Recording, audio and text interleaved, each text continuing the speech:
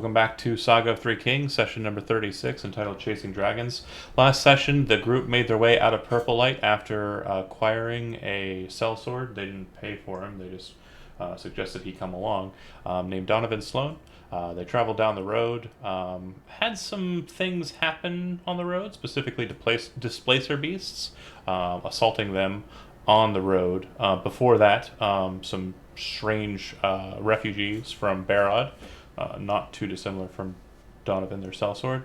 And acquired a cool spell book, which Chody has, and then made their way off the beaten path down a bit of a game trail. At the end of their day, they found a camp. Looks like a Crimson Scarf's camp, mostly logs as its surrounding kind of wall structure, but very immediately, everyone is able to see why the camp was doomed to fail. They built the walls too close to the tree line, and most creatures are capable of, climbing trees and jumping over walls. It looks like the Crimson Scarfs, probably about 15 of them, were ripped apart. Some of them in states of sleep. Many of them, probably didn't even know it was happening when it was happening. That said, once you arrive there, it's easy enough to find the less spoiled section of the camp, and it's decently defensible. But again, tree line. And you take your watch schedules. Now, as I discussed last session, I need just 3 20-sided dice rolls, and if I understand correctly, Raya's intent during the cycle is to utilize his background feature to see if he can commune with the dead who are present, and see if there's anything he can glean about what they know, why they're here, any specific inquiries you're making. But again, the details are whatever is granted to you, but is there anything you're specifically gunning for? The party, before we started, is there anything specific you guys want me to ask these dead people? Looking for information about Wreck. where they're headed towards, if they have information about where Roderick is, or if they're currently looking for him. If these characters in particular know that that's a goal, or they were dispatched to do so. Okay. I think that's the most pressing thing. So since since Raya will be basically indisposed, there is going to be a necessity for a watch cycle excluding him.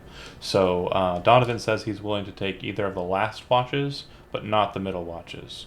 He says he's not very good about getting back to sleep after having been asleep, or you know what he's saying. He if he stays up, He'd rather have a full block. Yeah.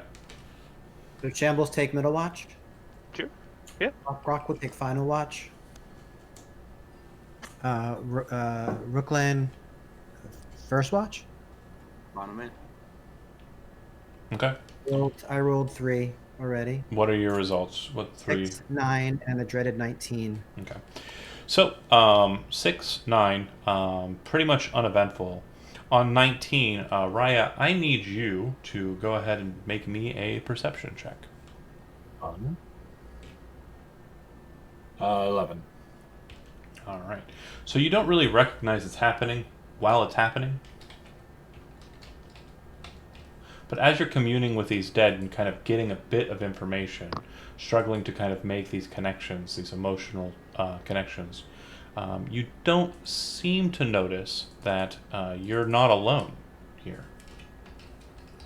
In This is on third watch. In this space, I'm mainly talking about the ethereal kind of space. Whatever it is, it's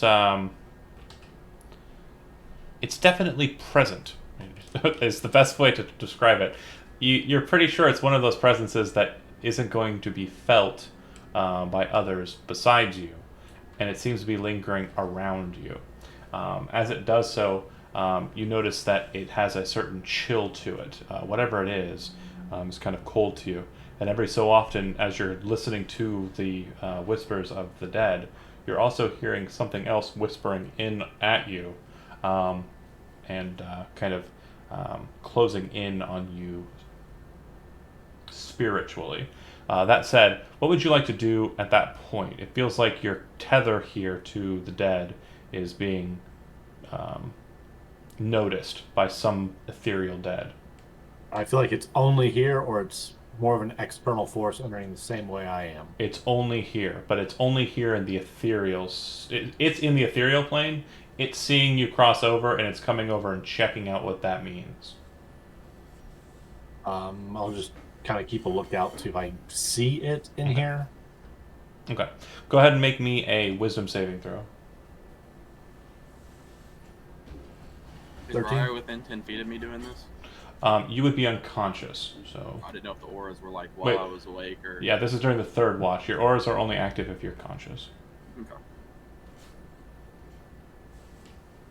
What'd you get? 13. Alright. So...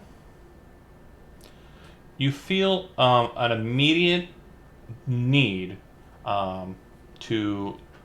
You're kind of sitting there, studying. You're close to the fire or farther away?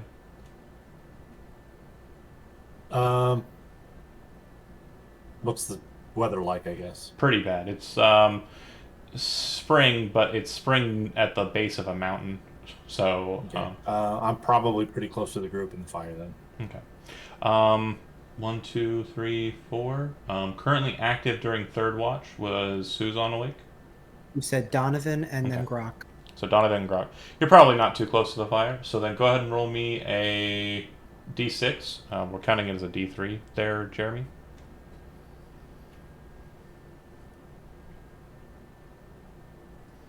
For Jeremy. Sorry. It's 5. All right. You draw a dagger and go ahead and make an attack roll. Neat. 11. 14. Does 14 hit your armor class, Benson? Yes. Roll damage with sneak attack, Jeremy. You got the 9 there. I just need the sneak. Oh no. Oh, rip. 9. Okay, 18 points of damage, Benson. You all hear "Ah!" as Benson gets stabbed in the chest by Raya. Raya, you feel yourself snap back into consciousness, but you felt something grab your hand and then enter your body for just a moment and then force the dagger down into Benson. Like the intent was something kind of took you over for a second. This madness, this strange sense kind of took the dagger up and impaled the individual. Impaled Benson. That said, immediate response is after that.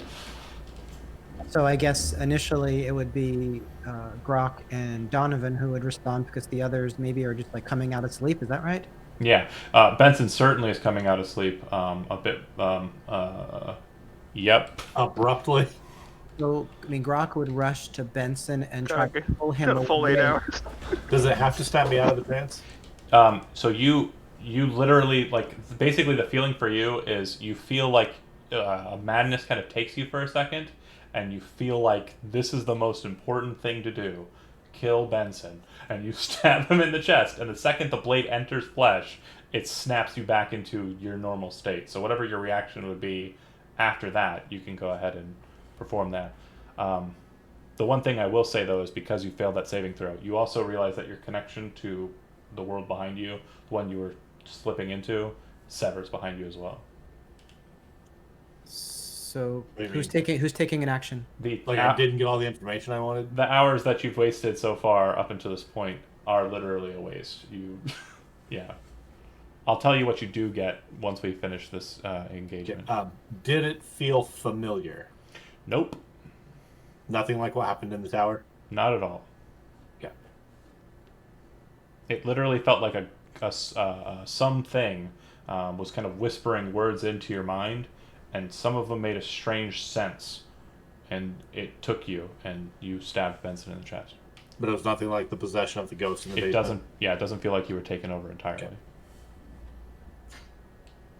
Do we get to act? Yeah, so like I said, Benson, you have a knife in your chest. I'm going to go ahead and say you're first on the docket. What would you like to do in response? Raya's standing over you. Jeremy, what's your... Wave, burning hands. Okay, what does your face look like when you snap back to it? Probably just really confused. Okay. All right. Go ahead and make a dexterity saving throw as he basically tries to Hadouken you off of him. Burning hands and try to roll away as it's Is, Mm-hmm. is evasion going to work on burning hands? Yeah. I still make the save though, right? You got to make the saving throw. Yeah. If you fail it, you take half. 26. So you basically put your hands up, say the words, and throw the fireworks forwards. Raya's standing on your chest, like looking down at you, sees it coming, kind of backflips away from you, kind of landing on the ground a ways away. Benson, you kind of roll with the movement. Raya, did you let the dagger go in kind of confusion, or did you keep a hold of it and draw it out of Benson? I probably would have left it in him and let go to let a medical person handle it once I knew what I had done. Benson, once you kind of roll over to the side, you kind of clutch your chest and you can feel the dagger still kind of sitting inside of your chest. Grok and Yeah. Donovan would be next. Donovan kind of looks at the situation confused, and his sword is out. He then draws his his index and middle finger across the length of his blade, and as he does so, you watch as the blade goes completely blue-white, and he looks at Grok waiting for confirmation that that's a target. So Grok would say, protect us. And then he would roll. He would move over towards Benson and try to position himself with his shell, providing cover for Benson, and do cure wounds on him. He goes ahead and he'll use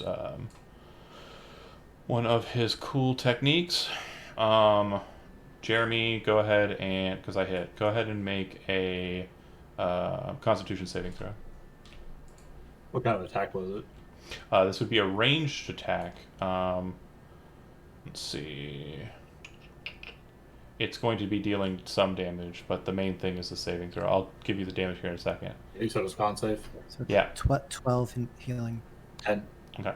You watch as he swings the sword, and the blue light from it kind of disappears, and the blade kind of goes cold. You don't think he's attacking you at first, but then you hear a kind of crystalline sound appear above you, and when you look up, you see like crystalline versions of the sword drop down on you suddenly. You then feel like everything in your body kind of lock. You're stunned for a turn, and you're taking... Is that an area attack? No. Okay. You're taking 12 slashing damage and 7 cold damage. And because you failed the con saving throw, you cannot use your reaction to uncanny dodge. What? Yeah, just taking the straight 19. Why can't you have it? Because you're stunned. You can't take reactions when you're stunned.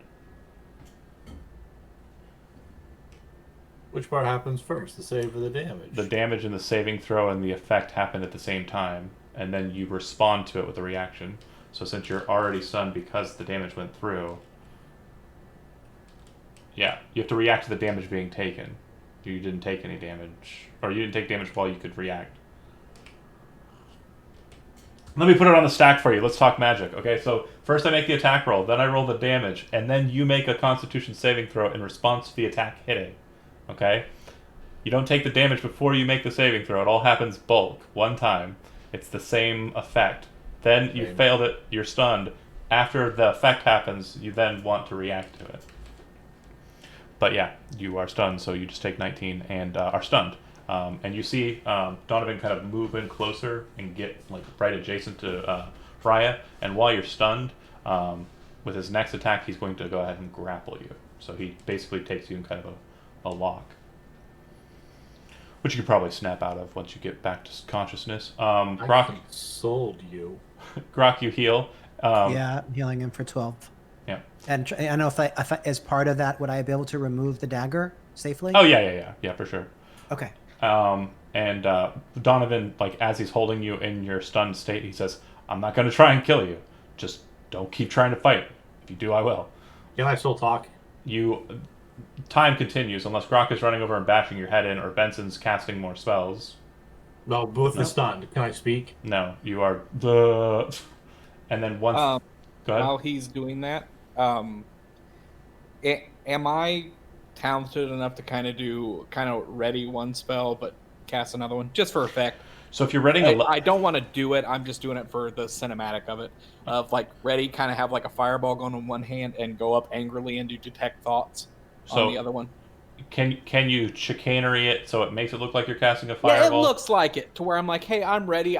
Just so you know. Prestidigitation. Can you cast prestidigitation or light? Either of those two. Sure. Okay. So yeah, you make it look like you're casting fireball as best as you can. So you're gonna make a deception check. Raya, you're coming out of stun state, and then cast detect thoughts. Detect thoughts wouldn't have any benefit from him being stunned or unstunned. Well, like I said, I'm just more the thematic of saying I want to make sure to see if he's really trying to kill me or if something happened to where I'm trying to get the truth out of him to make sure. It's more cinematic role playing of it. Sure. Go ahead and make a deception check.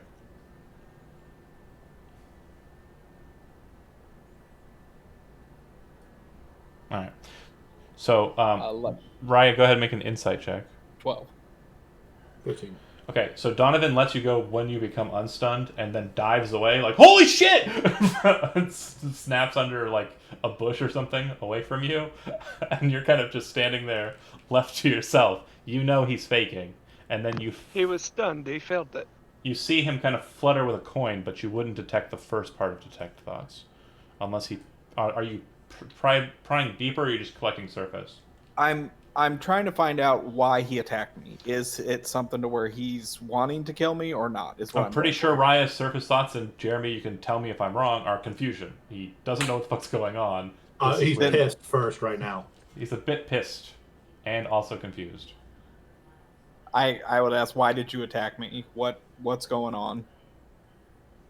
Have you ever seen me leave a knife in someone? No, but I also those are my had a fucking knife tools. in me. Yeah, I need those. I wouldn't give it to you if I wasn't done stabbing you. I didn't do it of my own accord, assholes. Donovan comes out of the bush. And Hang looks on, at you stabbed a guy and then called us assholes? Yeah, It's like his excuses. I would never stab him that bad. That we've been like traveling together. You've never seen me do anything like that. Especially give up one of my own knives. I need those for killing. That doesn't sound like a good... Also, you've all seen me trance. I'm out of and character you know, right now. Yeah, no, you guys have all This is watched Zach. me trance. You know I'm out when I'm tranced. Donovan's just standing there confused, not really sure what's going on here. Shambles, you are aware that you have been on the same side of the coin here, and you know Raya's also had this happen before, attacking allies. It's kind of a gimmick that the DM just won't let go of, I guess. But yeah, how would you all like to respond to Raya's statement that If my detect thoughts goes along with the confusion and he doesn't know what's happening, then yeah, I would loosen up. I would calm down. And basically say, what do you think happened? What caused this? What happened? While I'm kind of holding my chest going, Fuck you, use your magic. I did. He's doing on it. your He's face. reading your thoughts. Are your thoughts fuck you, use magic? You missed. I won't this time, so let's try to make this not happen again. Donovan goes? Then use your fucking magic and figure it out, because I don't know. Donovan I don't looks, see a house full of ghosts out here. Donovan looks at you and says, "You're mad that somebody defended other people with blows after you. What's your deal?" Just kind of looking at Raya. My alleged traveling companions that I've known for months all of a sudden attack me, even No. though they've seen the weirdest shit in this country happen. I don't think in the last few days with us. I don't think I don't think you're understanding what happened. Right? Did you not? Are you not privy to the what started this? You stabbed him. No, I get it, and no, you shut the fuck up, new guy. They've seen way weirder shit happen. He places his sword on his shoulder and kind of looks at you. You don't know shit compared to what we've seen. I can do a lot more with You this. weren't in that tower. He places the blade down at chest level and draws his fingers across it. It starts burning bright yellow. You will not talk to me like that again. If you do, I will destroy you. Do you understand? You were possessed by something if you did not do that of your own accord. Do you understand? The actions that were taken against you were not taken hostilely and to hurt your pride, which is apparently what has happened. Pride nothing, it's trust. You stabbed him in the chest, he And says they as the see blade... weirder shit happen. New guy. I would You weren't there. Oh man, that rock was really uncomfortable. I would bust it. I would at least when it's like he is right. Weirder stuff has happened, but we must take at least steps to protect ourselves because I don't wake up well like that. And I would say I did read his thoughts. He was confused. I do feel that he's telling the truth. That No, I he is very understand how confused ghosts also. and specters work. I get how possession works. We didn't know that he snapped out of it. We knew that he stabbed you in the chest. And your ally, your shaman, told me to defend you. I did just that. I'm sorry I bruised your pride, he says as the whiteness goes away from his blade and he resheaths it. He looks at Shambles.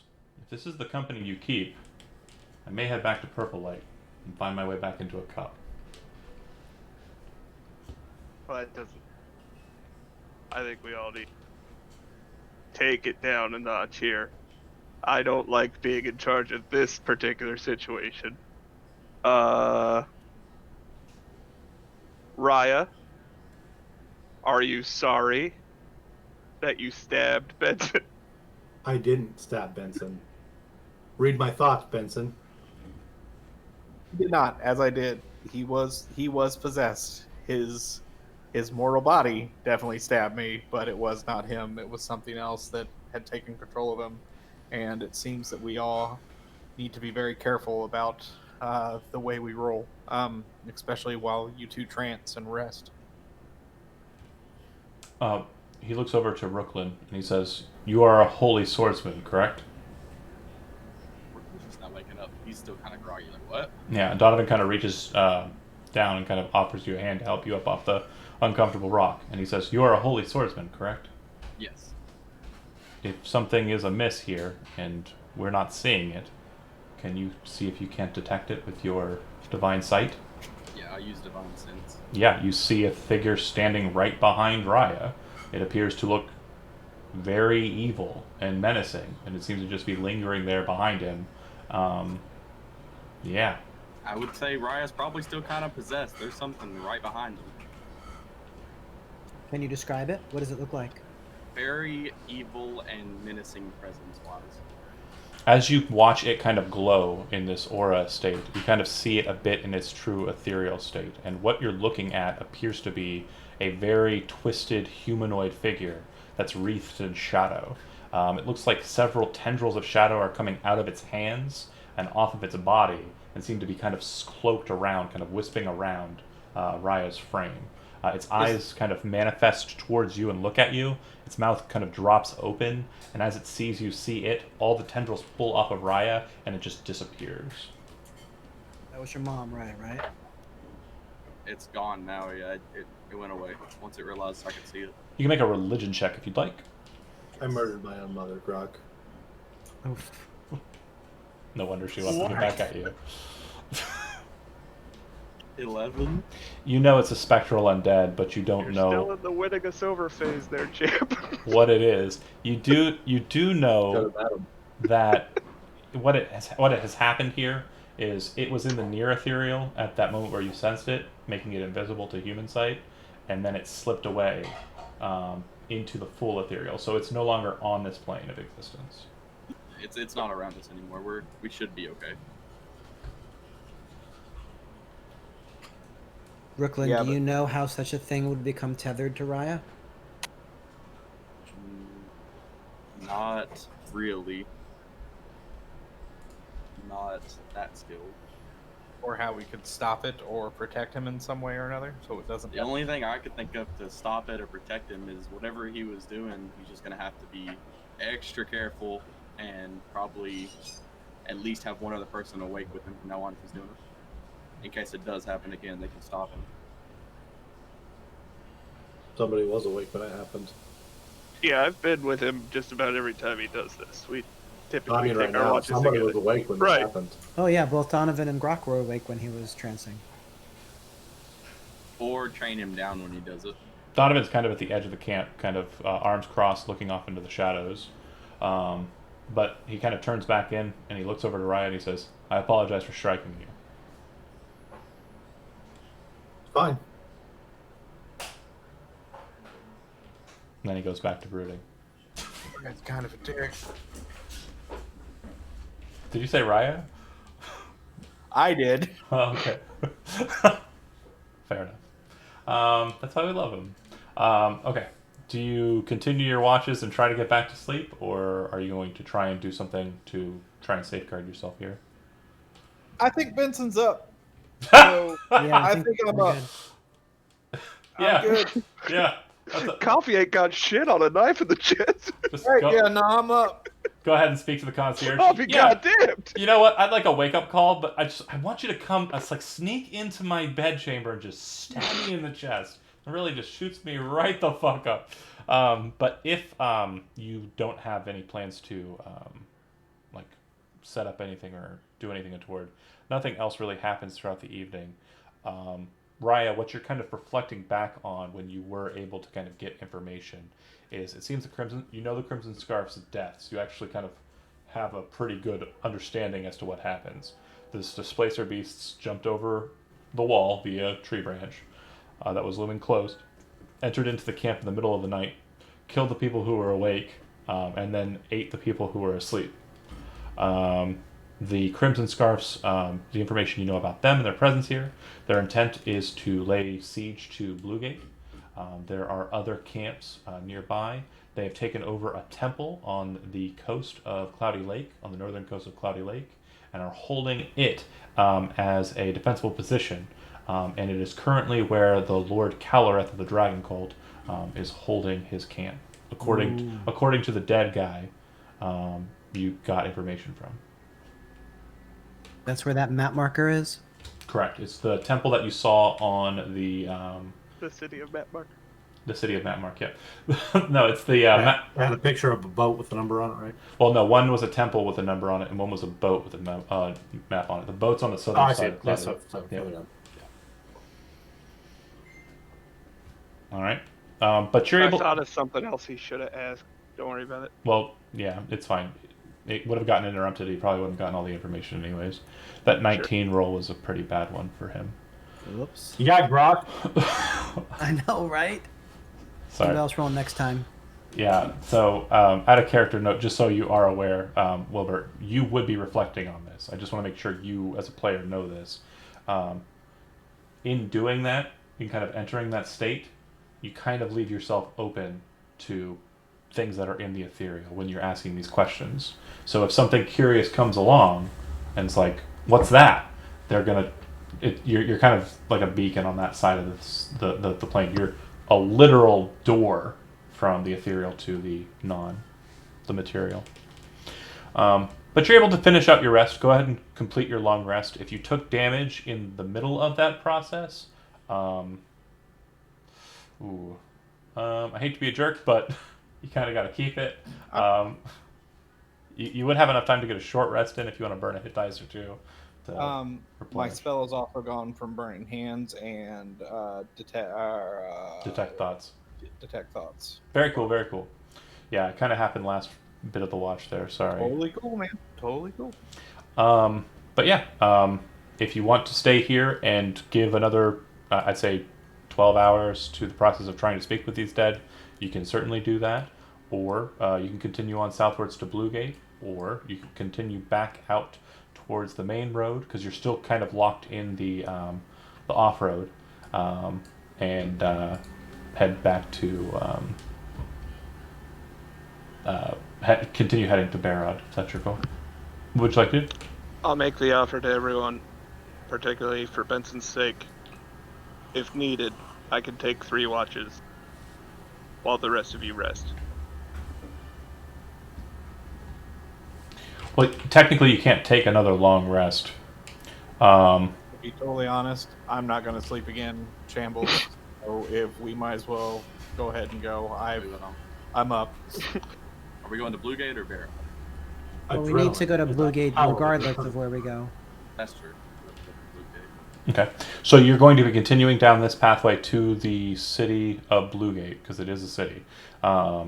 You're not going to be traversing the crossway to get to the main road and off towards Barrett. You're going straight to Bluegate, right? So wait, I just want to understand. So Blue Gate is not at the crossroads. It's you have to go south. So if you do look at it, the crossroads are a bit north of Bluegate. Bluegate has a number of roads that enter into it, smaller paths, as you can see drawn out there. But the main road, it crosses north of Bluegate. I think we need to figure this out because I know that out of game we were talking about going to because Shambles wants to punch some dragons in the nose, but we did just find out that Calareth is down the other road south. So the original intention was to head to Bluegate anyway, so we may as well continue that path to find out if there are any living scarves. We don't really need the information from them, but we do at least have to warn them about the oncoming attack from the south. That is true. Give them a little bit of a heads up at least. Bluegate it is, it sounds like. All right. That being the case, let me just go ahead and move your token. Because of the short distance between the Scarfs camp and Bluegate, there's no need for a random encounter roll. And moving into Bluegate, you will see that there is a map before you of a nice city there. I like it. Yes, right out of the Dungeon Master's Guide. Pretty. It's a classic. No, it's happy. Yeah. Yeah, it's good. I like it. There's a small little path that you're on. It kind of winds down. There's a couple of houses on this pathway. They look like hunters' houses. Outside, you can see that they have like wooden kind of setups for drying out skins and meat.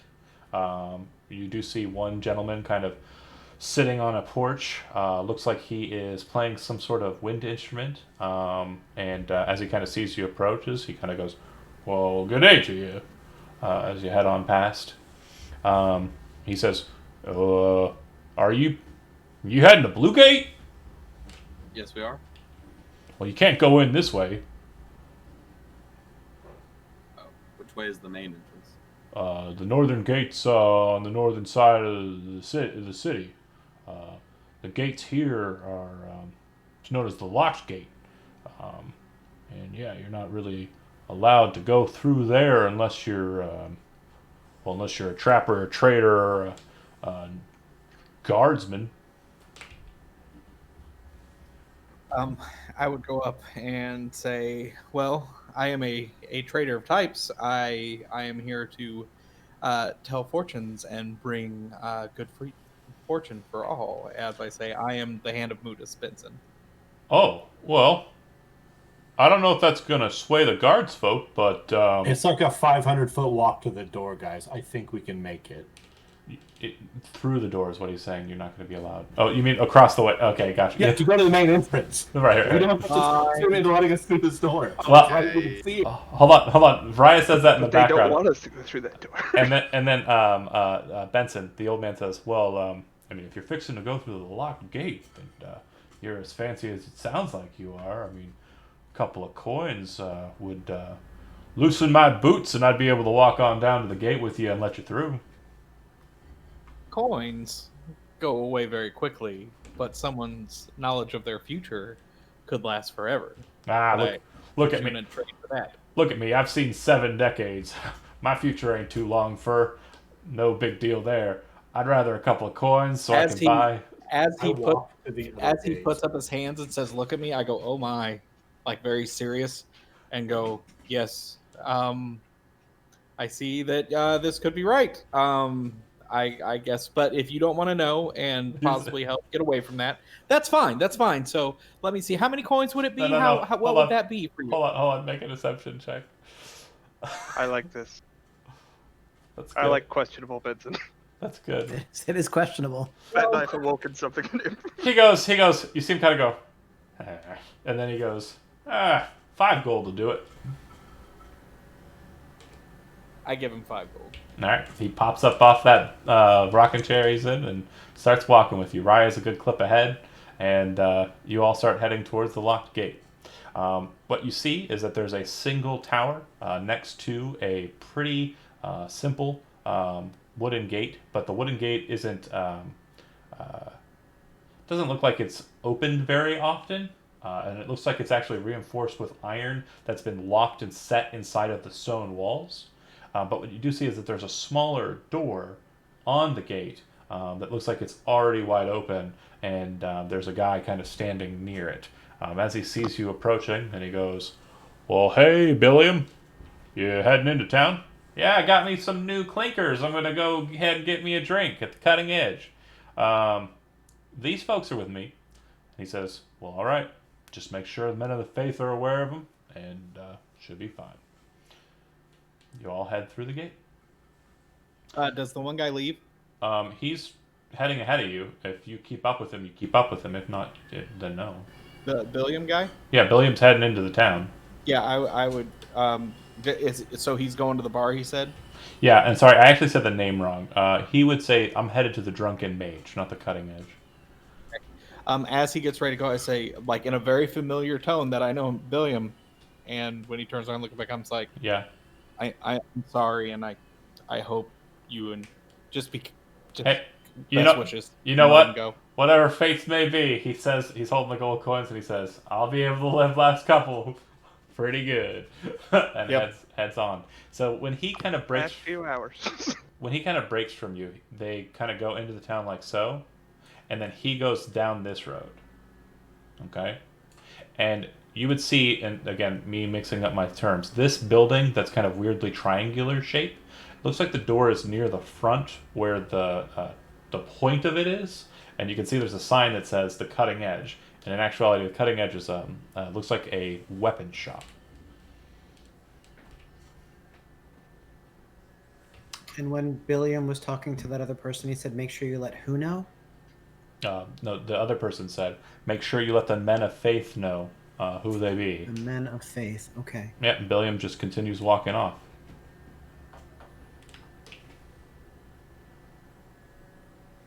Tip my hat to the guards.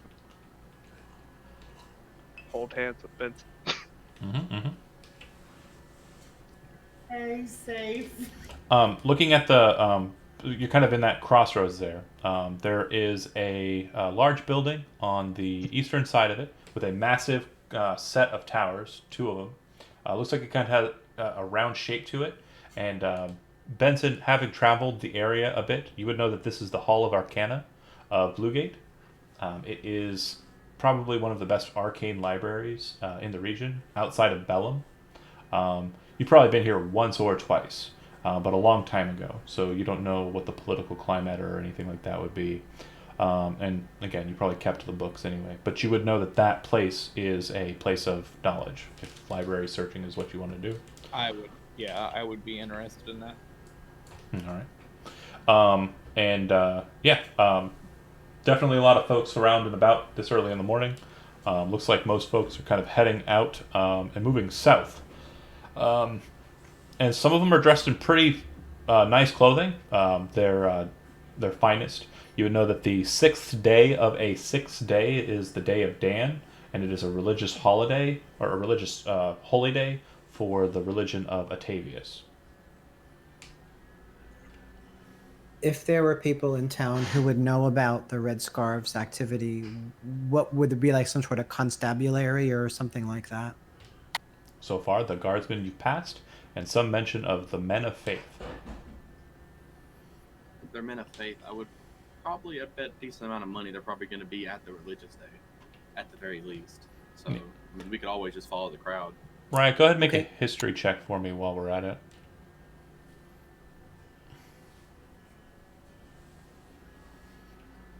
15. Good enough. So you would actually know the Men of Faith is a bit of a misnomer. The Men of Faith is actually a thieves guild that operate and basically run the town of, or the city of Bluegate. The people who are probably trying to bully out the Crimson Scarfs from the region are the Men of Faith. You probably haven't been to Bluegate before, but you know that they are pretty tightly aligned with the Kyrios of the town. They mainly operate out of their own kind of mercenary hall, similar to the Honor Bound, except that they're a bit more. Gondar was kind of a ledger domainy kind of, I'm going to take what I want, mafioso type dude. Hi, Steve, if you ever watch this. The Men of Faith, you would know to be similar. Protection rackets, simple shit like that. I'm looking for the markings and check in with them myself. Oh yeah, this place is scratched up to shit. The cutting edge is a safe hall. The Hall of Arcana that you see there is also a safe hall for thieves. No touchy, no steely stuff. I'll split from whatever group I may be in and head to the cutting edge. Okay.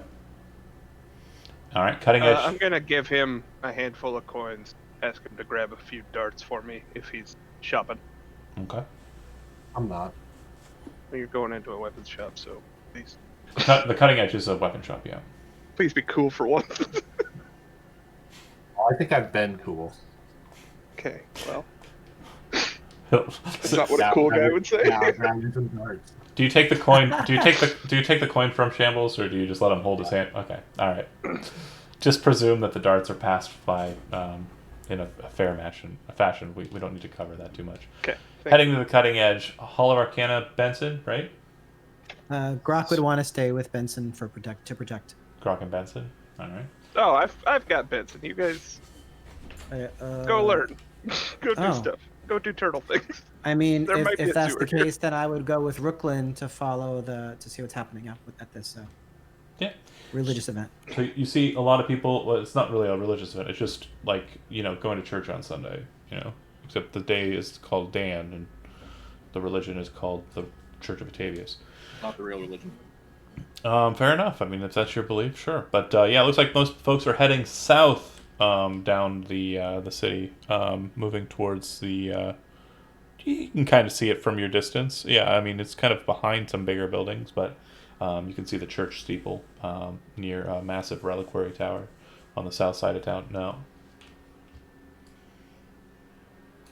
The blue I'm not one. exactly sure. The blue one?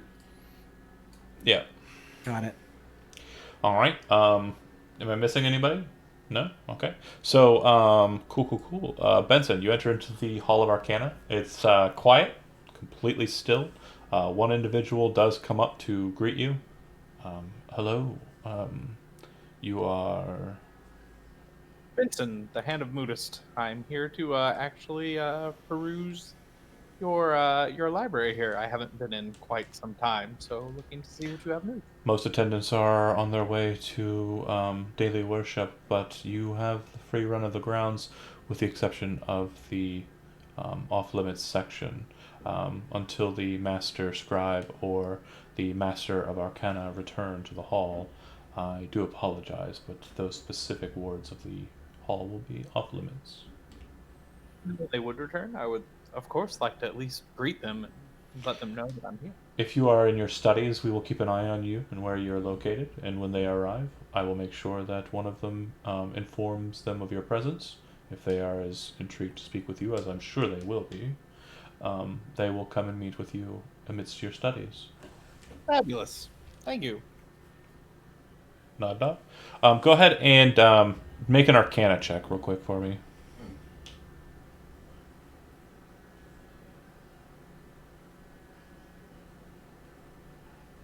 $21. Good enough. So you know that with about an hour to 5 hours of study, somewhere in between there, you would be able to find the information in some of those spell books here to reconstruct the missing pages of the spells that are in your recently acquired book.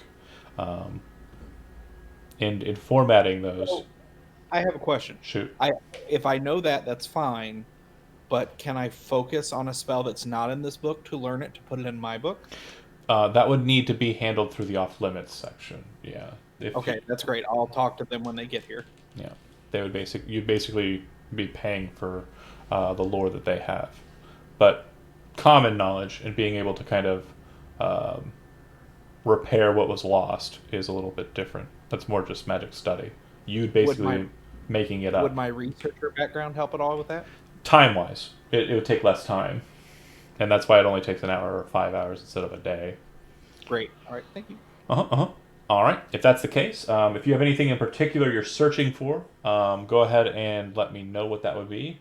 Besides magical law, Try to learn when besides magical lore, I'm going to look for the ice dragon. I want information on him, on possibly his whereabouts, where he's traveled, or any lore of him of the past. Okay, go ahead and make a history check, um, and that should suffice, I think. 13. Ooh. Not really much on Primas in this area, other than some notations of white draconic lineage, and slayers of white dragons. There are a couple of known heroes who are mentioned, who live in the city of Munio now, far to the northwest or northeast. But yeah, not too much regarding the specific dragon you would know as Freemas. Could I take a look at that book? About the ones that have killed him before? Yeah, if you want to go ahead and make either a history or arcana check, Shambles, you can. Oh, I'm good at both of those. Let's go history. That sounds nice. What? Yeah. So yeah, you pick up the book and you're kind of like insightfully looking for information, and not really understand. It's written in such a weird hand, and it's just kind of long and tedious. It's like picking up a science book and trying to anything, especially like 8 in the morning when they throw kids in school. Anyways, I have a gift for this. Chody, if you Continue, see though. if you see what he's engaging in, you can go ahead and make an Arcana check for free because it sounds like Shambles is trying to find out what would be helpful to killing a dragon. Am I right? Yes. Okay.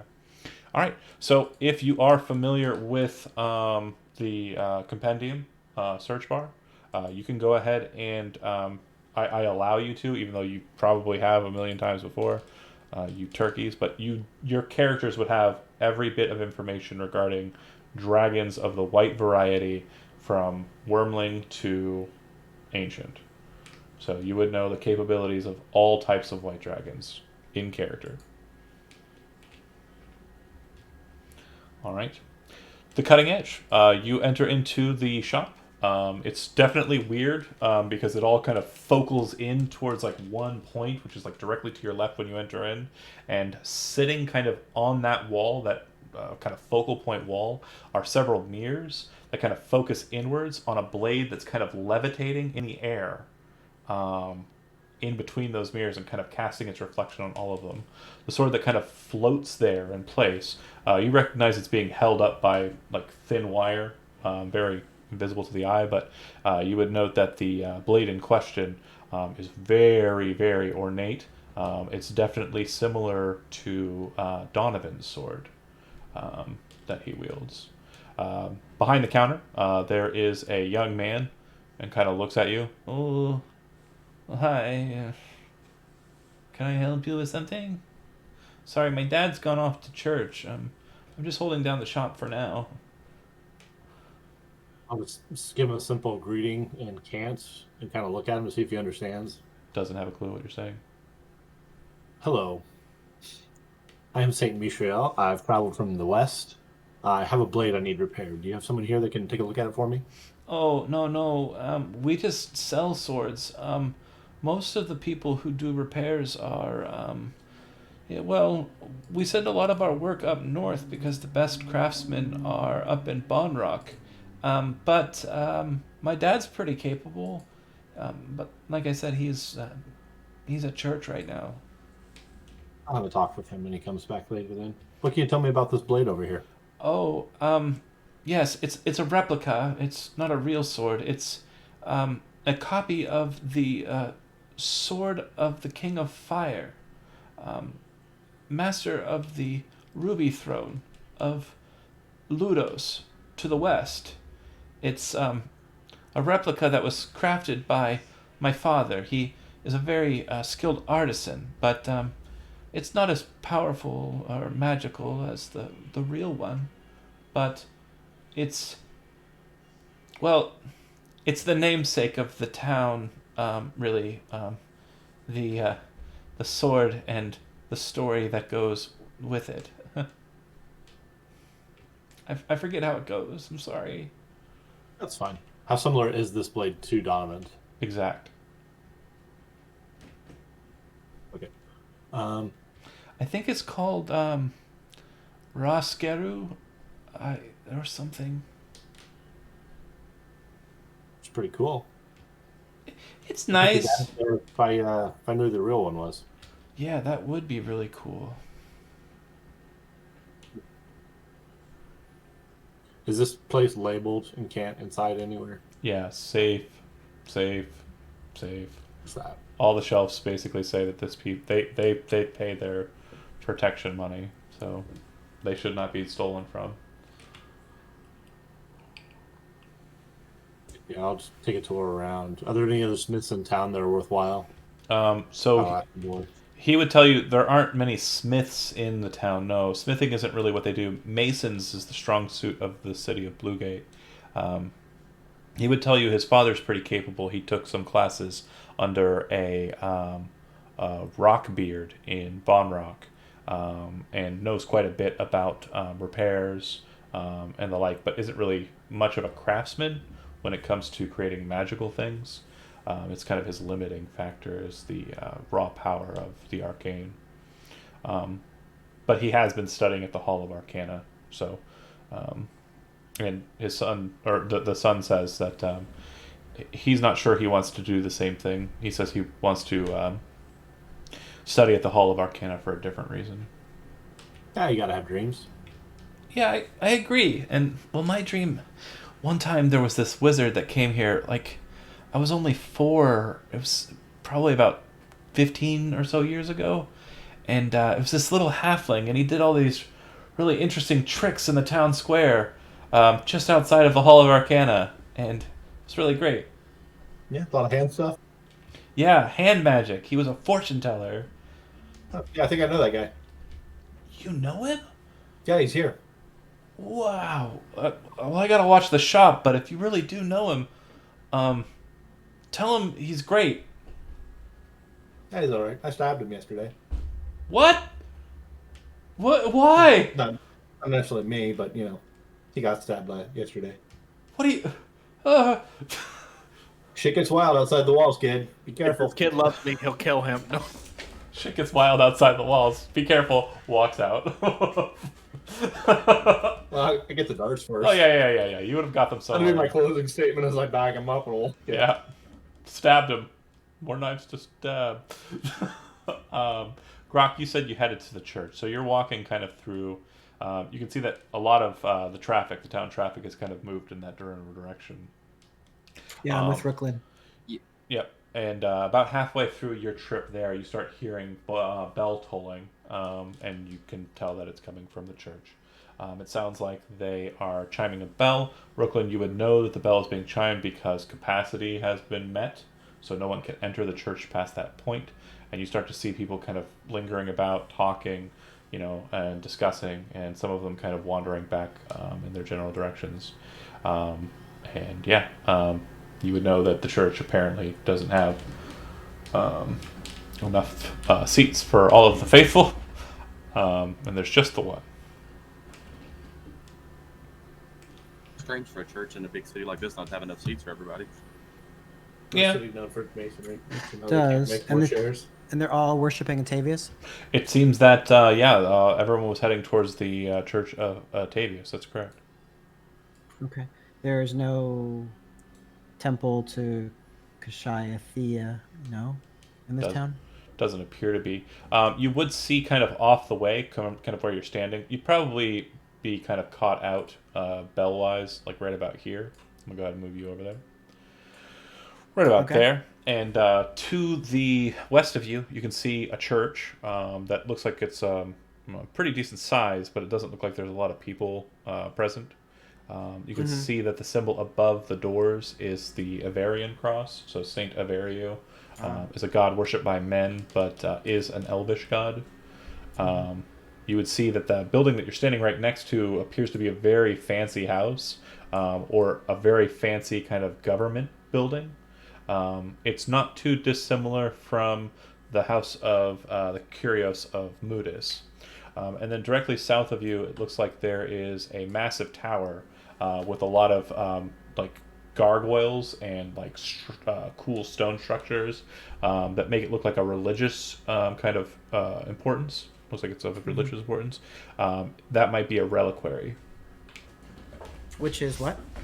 A place where holy artifacts or relics and the like are kept. Got it. Grok looks to Rooklyn. And since we've got the main sites already on there, except for one, but it's probably going to be learned here pretty quick, I'm just going to go ahead and put my markers on. Go ahead, keep talking. Seems like curios or reliquary might be a good place. Reliquary would be pretty good. Yeah, let's start there first then.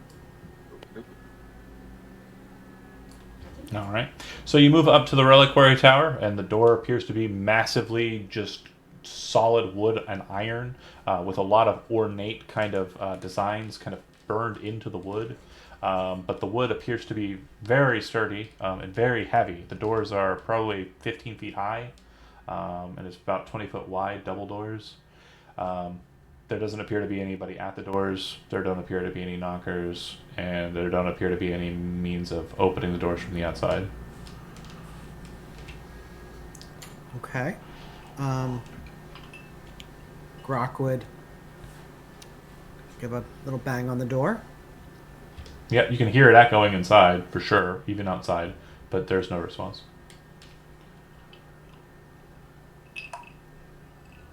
Well, maybe we can try the curios. Yep, this one seems to be a bust. All right. When you arrive at the Curios, you would see that the door is also boarded, or pretty much closed up to you.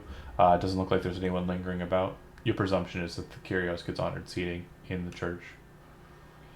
That makes sense.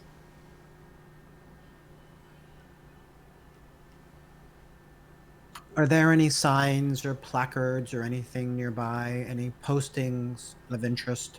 Yeah, there's a metal sign that's kind of on a metal post just outside the home of the Curios.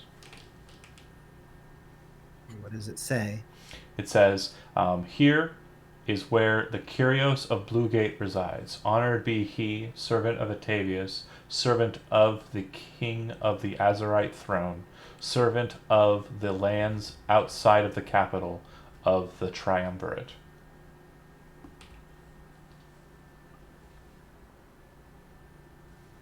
Okay.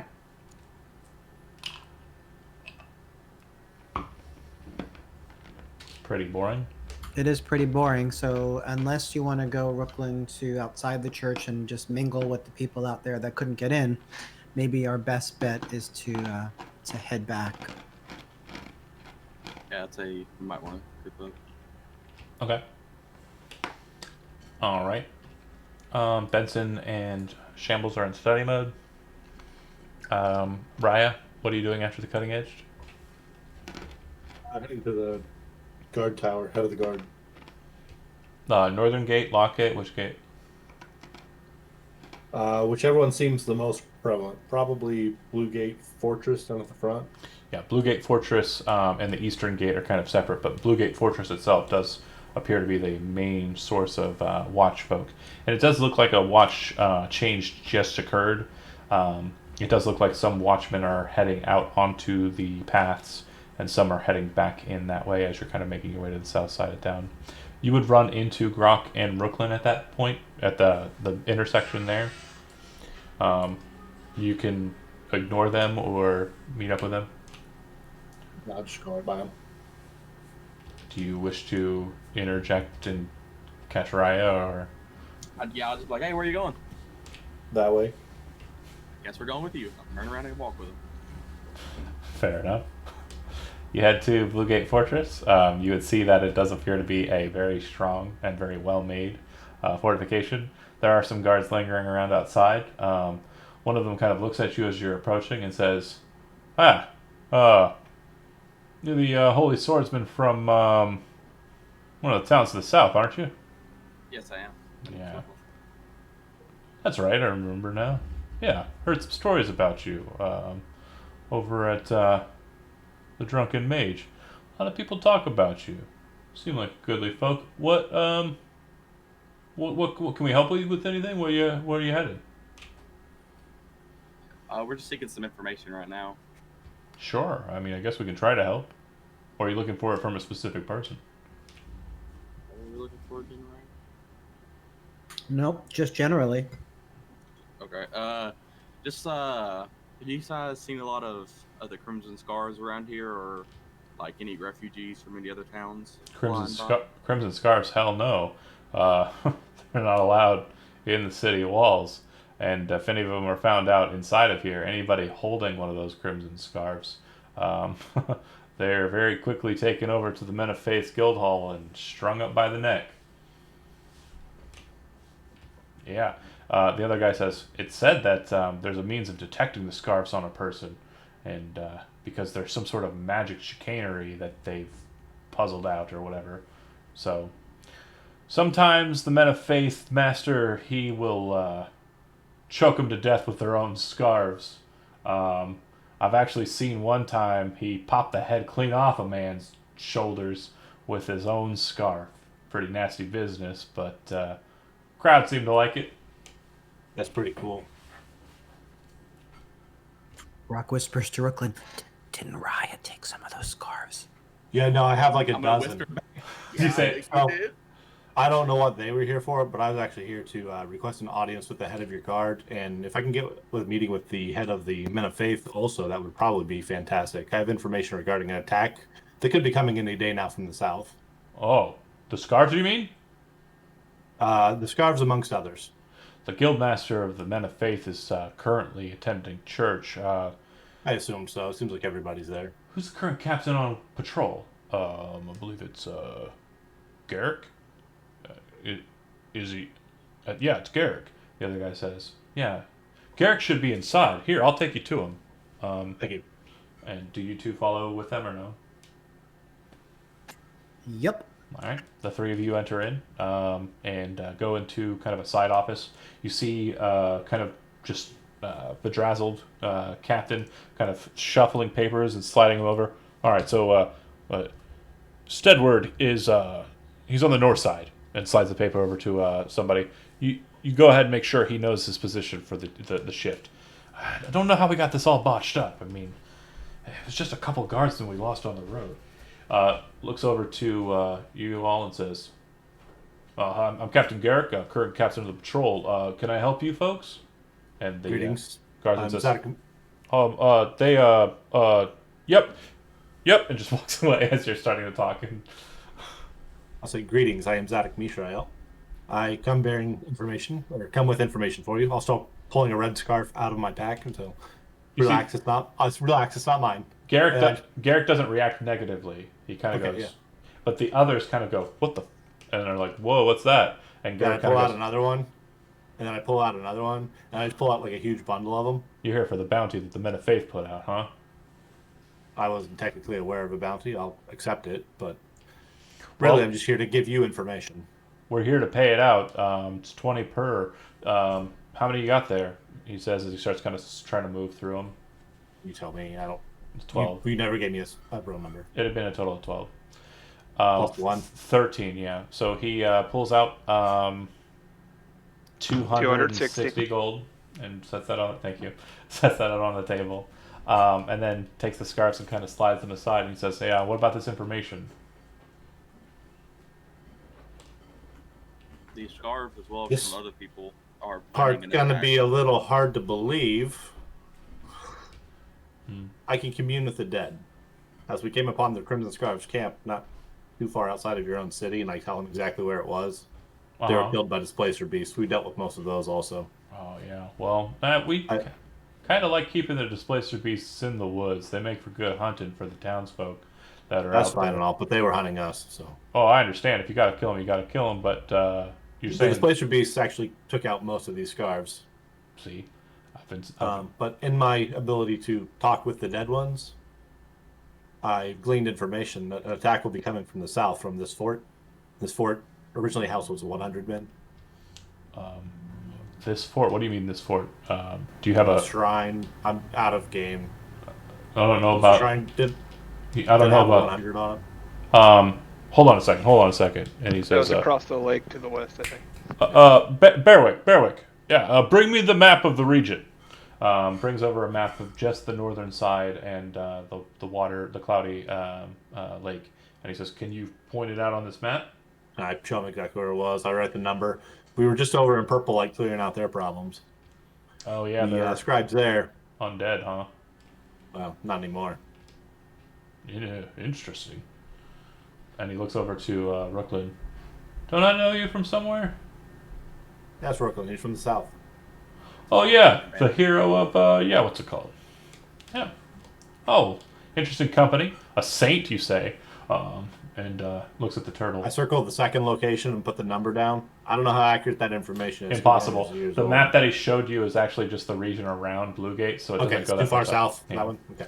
But you mentioned I'll it. tell him. There was a recent attack over in Barod. Have you heard about it? No, we haven't. Huge group of white dragon kin wiped out, I believe, the entire town. A survivor made it out and teamed up with us. He's here in town with us if you'd like to question him. Donovan. Okay. Well, the men of faith say that there is a strong connection between these cultists we've been hearing about who worship dragons and the Crimson Scarves. 100%.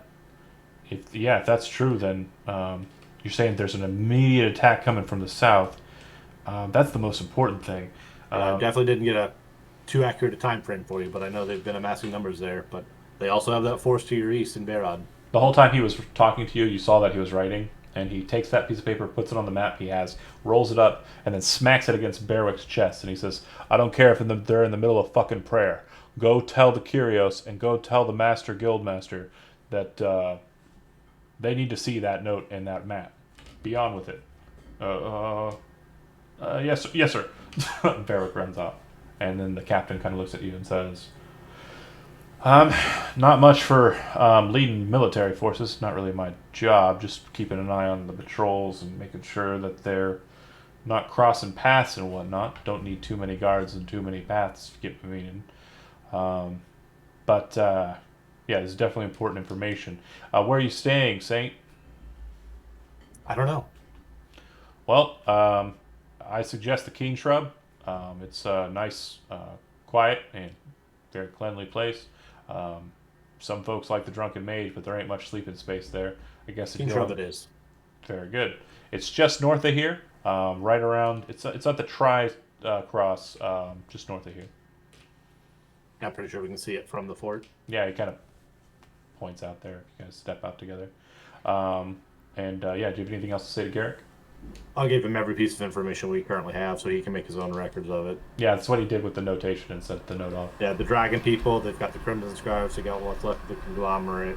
Based on what you said, the whole conversation, you'd be able to insight this, the three of you, with basic insight. He doesn't care too much about Barod.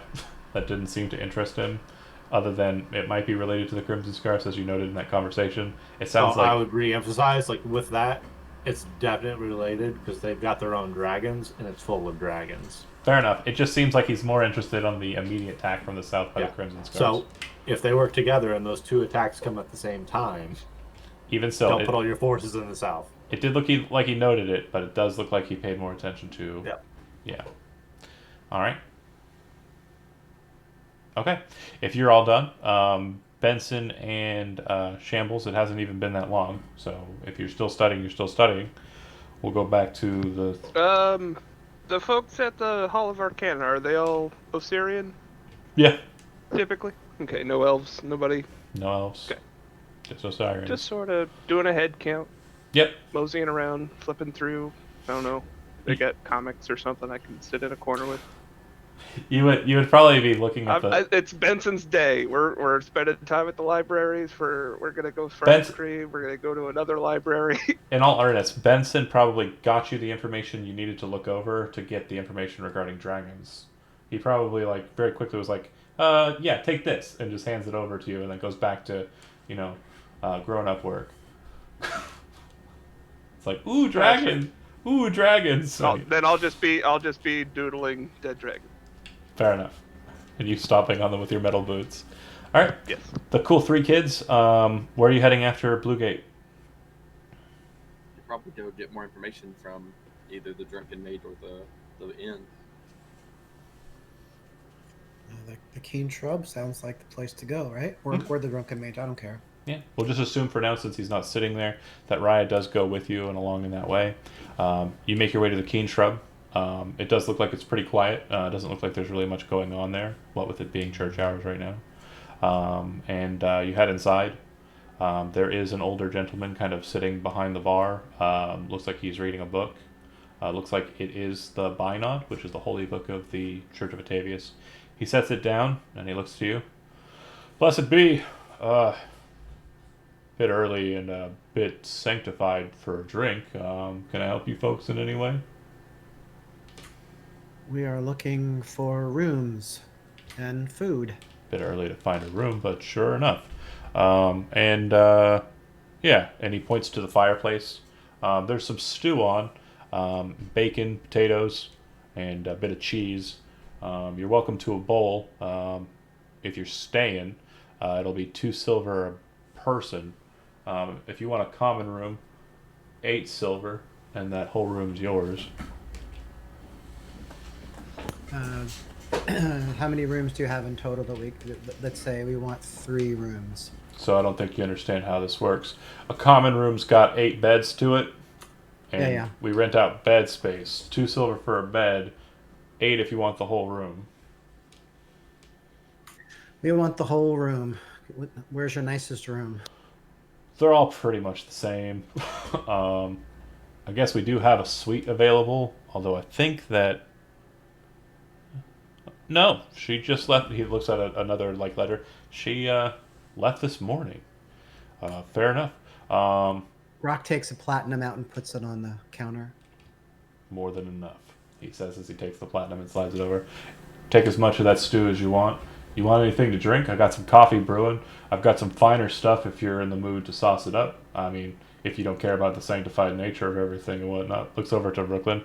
Oh, shit. Don't drink right now. It's not good. I didn't plan on it anyway. Well, no, he said that to everybody. Because you look like kind of a holy person, so... Oh, gotcha. But yeah. Rock starts drinking immediately. Fair enough. Yeah, it's probably Pipe. close to 9 or 10 in the morning, but yeah. That's all right. It's 5 o'clock somewhere, I And a pipe. guess. Awesome. Riot, you're there as well. If you don't want to be, you can definitely slip away. And Brooklyn, if you have any questions for the barkeep here, feel free.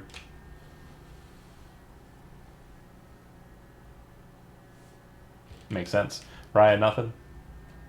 I'll just grab a table and sit down. Do you get some stew? You don't need I it. tell the bartender I'm just going to be waiting for a meeting with the Curious and the town guard. Wow, This is where I told them I'd be. fancy.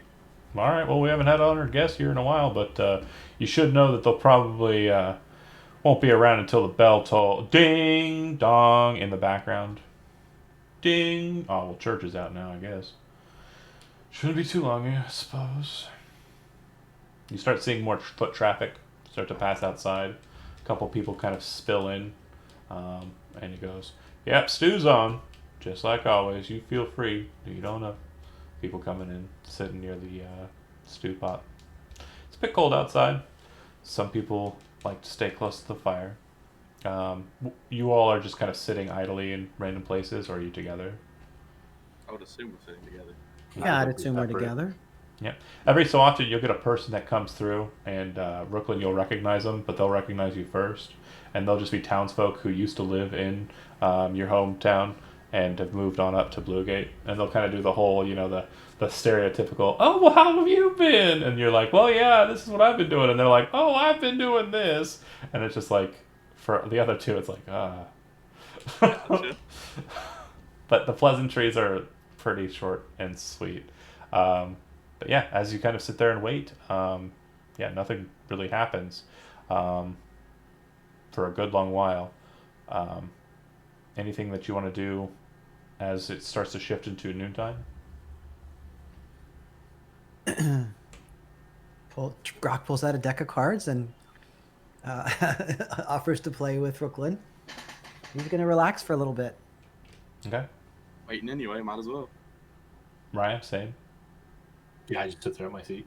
Okay. Benson, you probably would have gotten done with the first couple of hours of your studying. If you were keen on kind of repairing one of the spells, you'd have one repaired by now, whichever one you want.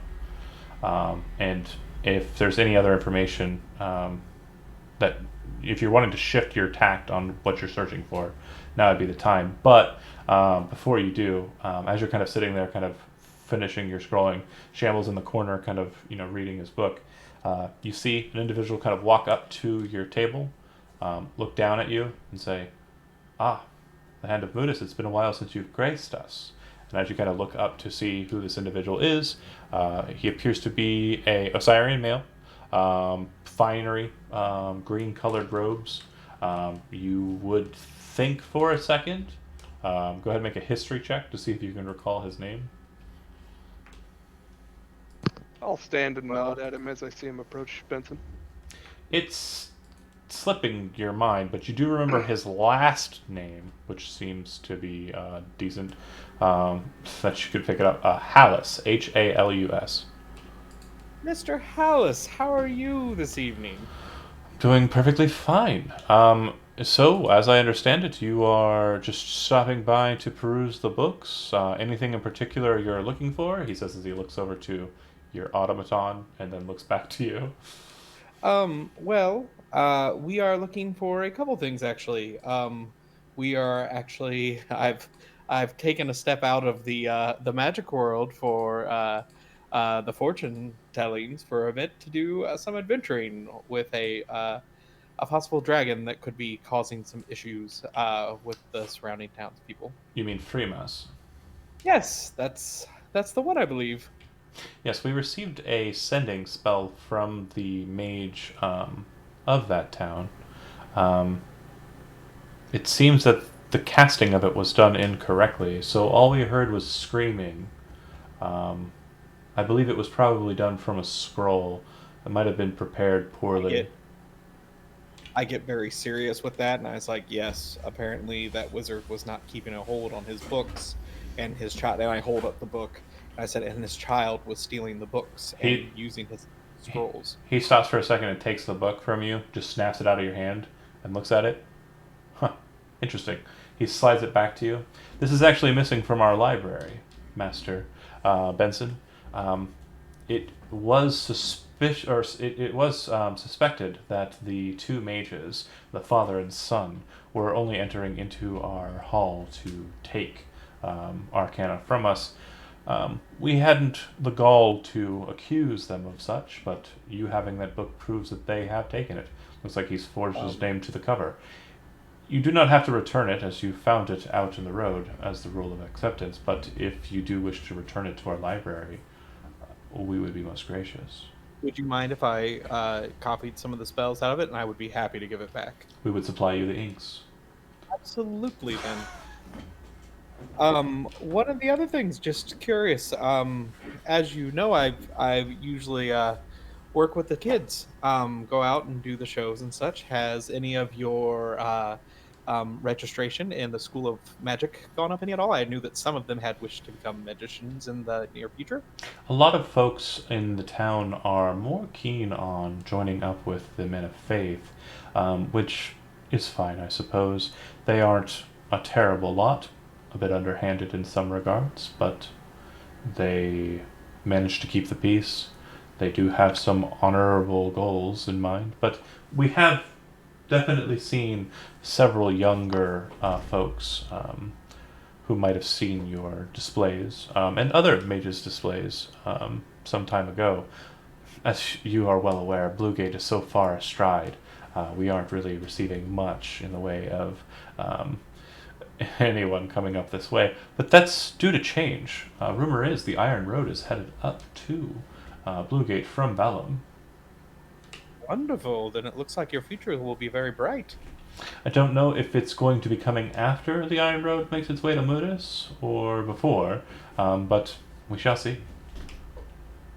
So, now that wonderful catching up is away, it's time to get a little bit down to business. I need a bit of a favor and some of your help. I am trying to push my abilities a little more than I usually do today, and I was wanting to see if I could get some help acquiring the spell Polymorph.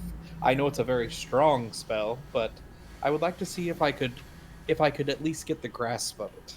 Of course. So, as you are well aware, you being a master diviner and master of the school of chiromancy, you would know that the schools here are abjuration magic. We are masters of defense and the blocking of ill matters attaining to us. But as it happens, the master of this Hall of Arcana was a bit of a transmuter. When he first established this hall, a lot of his magic came from conjuration and shifting of stone. I believe there might be such a spell in his books. We will go and we will search for it together. Thank you. He looks to Shambles and says, do you... Shambles. He's a dear friend of mine, and honestly, a traveling companion. I trust him with my absolute life. If you wouldn't mind, I would love to have him with me. That's what I was going to ask. It does look like he was pretty invested in the book he was reading there. I just wanted to make sure if he wanted to come with us, or he looks back to the scribe that kind of led him up to you. If you need any help looking for any other matters, my attendant here should be able to assist you. I looked to Benson. It's your call. I would say go ahead and go at your leisure. Go see if you can find any of the secrets of your mind coming out. And while I'm doing that, I'm kind of like gesturing away with both my hands out, and then all of a sudden I wrap my hand around and I pull out a cup of tea and I offer it to the guy who's walking me tea as we walk. Takes it. And he smiles. As you kind of head out towards the secret section, the attendant that stays with you, the scribe, says, "Is there anything in particular you're looking into? It looks like you're very keen on dragons, but I think you've got all the books you'll need for that to last you a lifetime."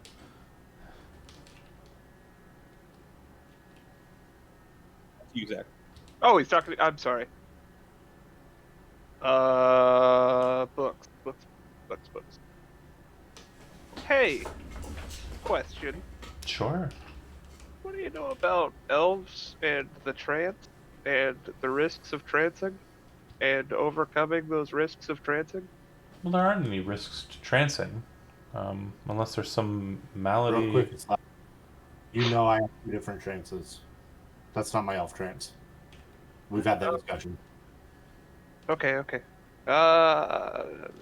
Undeath and the passageways to the ethereal is what he suggests. All If right. you suggest the trancing. I'm not grasping anything.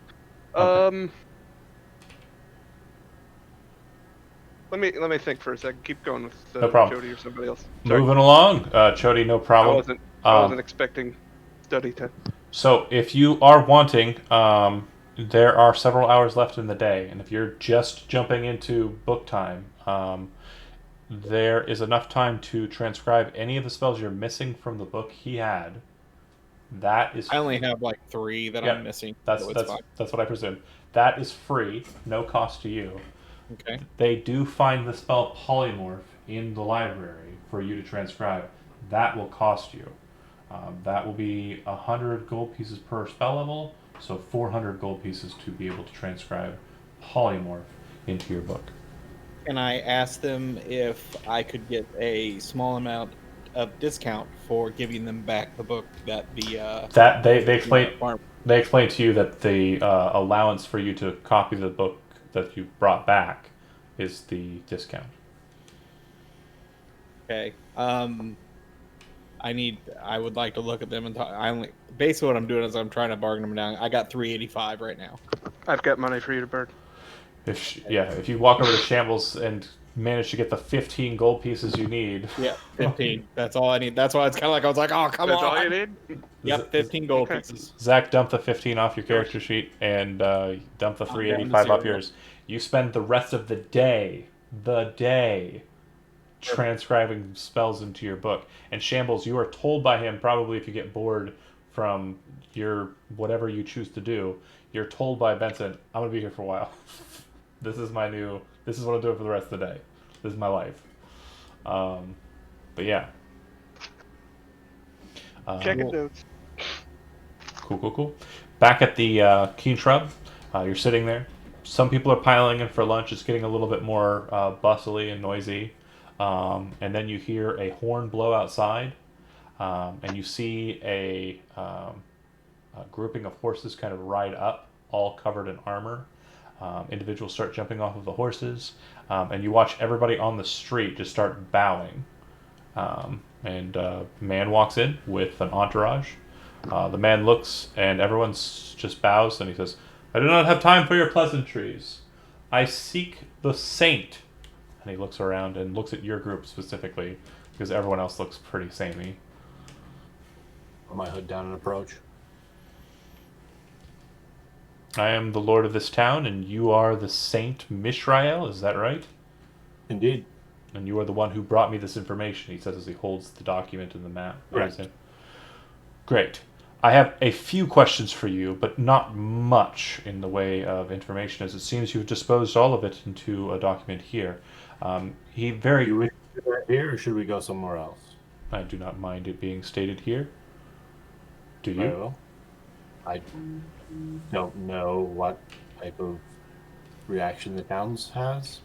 Well, if it makes you feel any better, he walks over to the bar and he says, "I will have one red wine."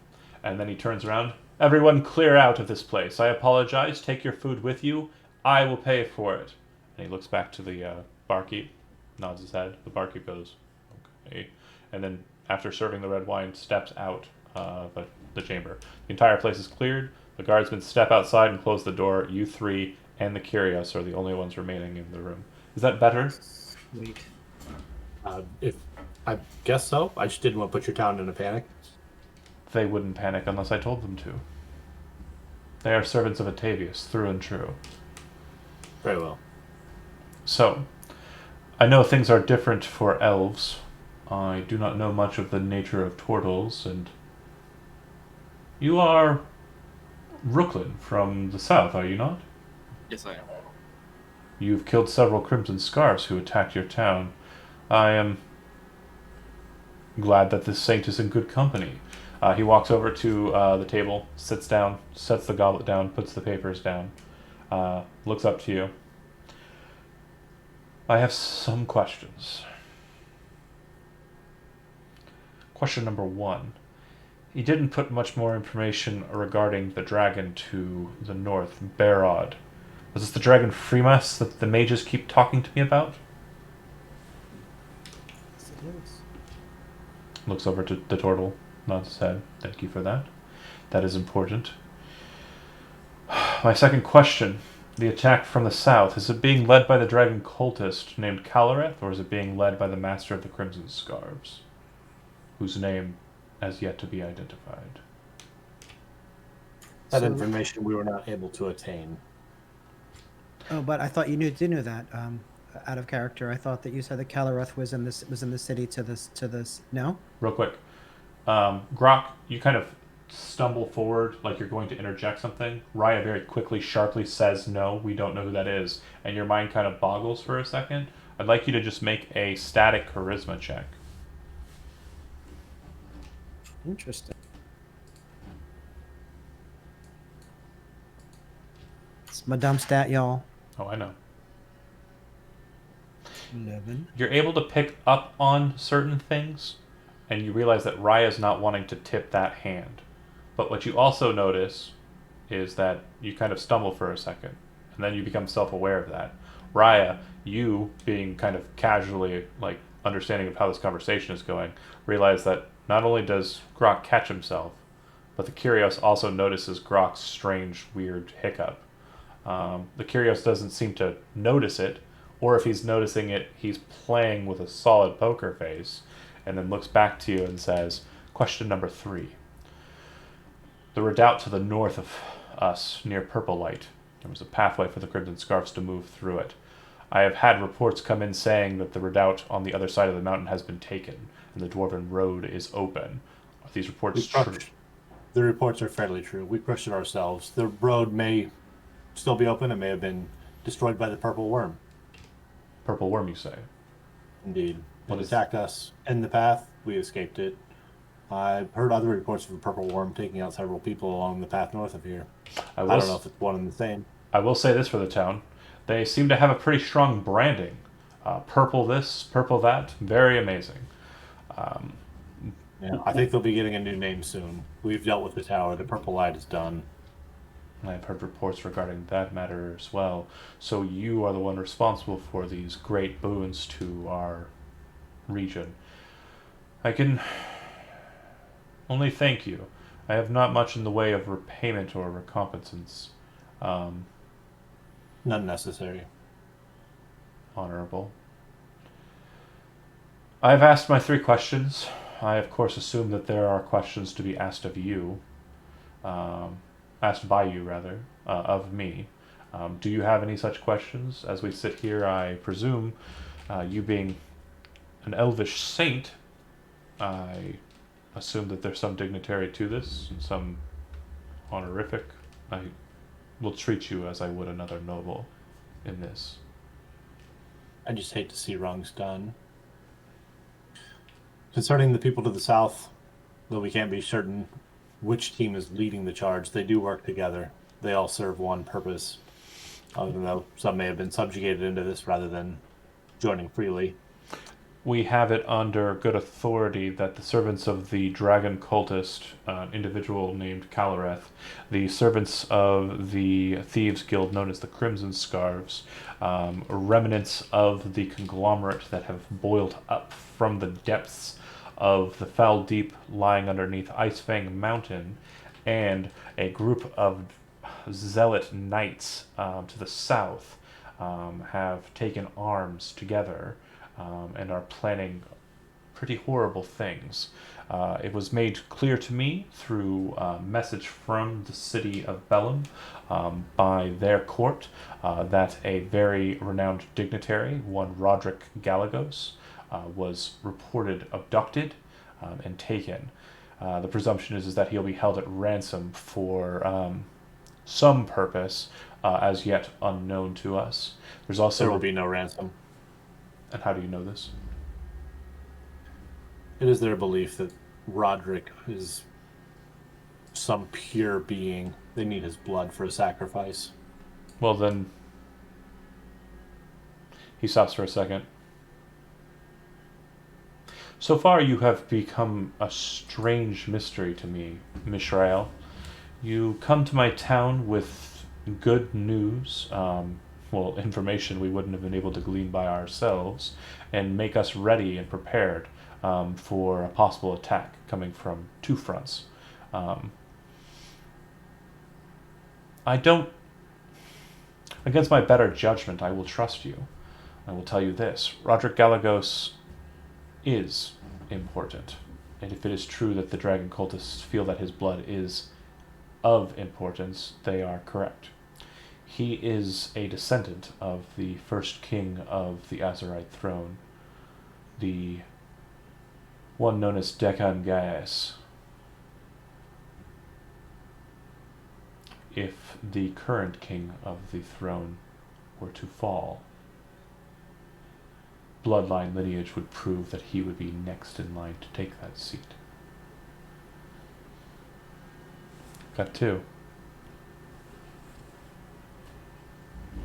What did you say? I'm sorry. We've got 2.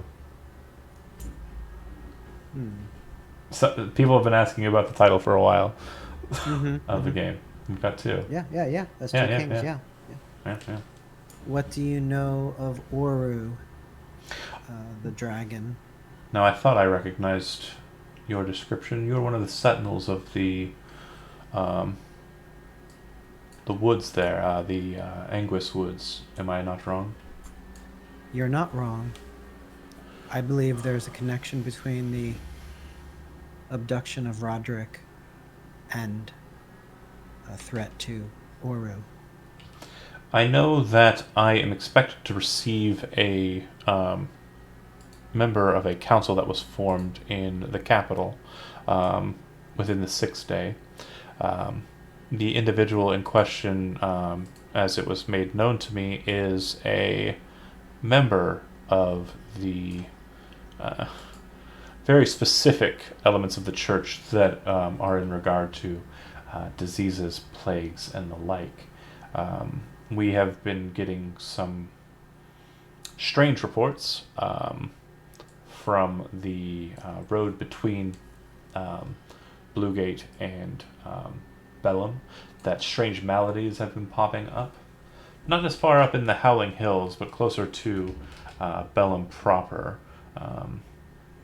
And that has, and Roderick's disappearance, or abduction rather, have drawn the attention of specific eyes from the capital. What is the name of this holy healer? I cannot recall it. The letter is on my desk.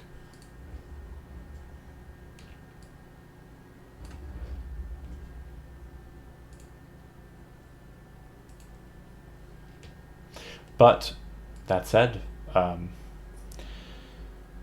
we are more well prepared now than we were before, and I have you to thank for it. I would trust that you would safeguard the information I've given you regarding Galagos' lineage with your life.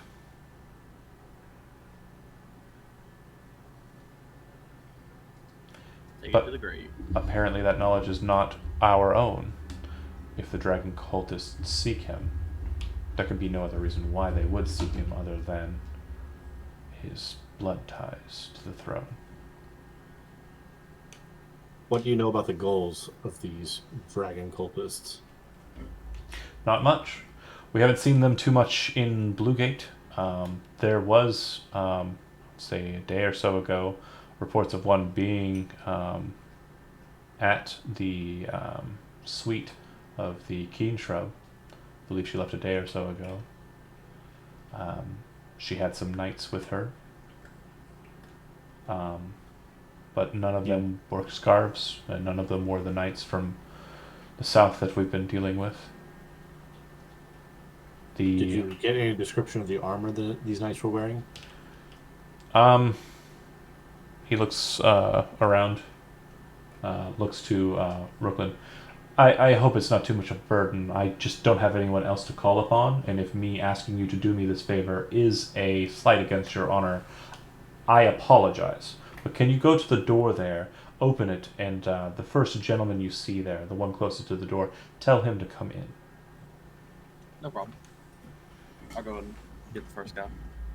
Gentleman comes in, appears to be a knightly looking fellow, but he's not wearing like armor or anything. He's wearing basically Under Armour. Looks like he could very readily just slap the armor on, but yeah, looks like he's just in kind of a finery that would have been placed under the armor.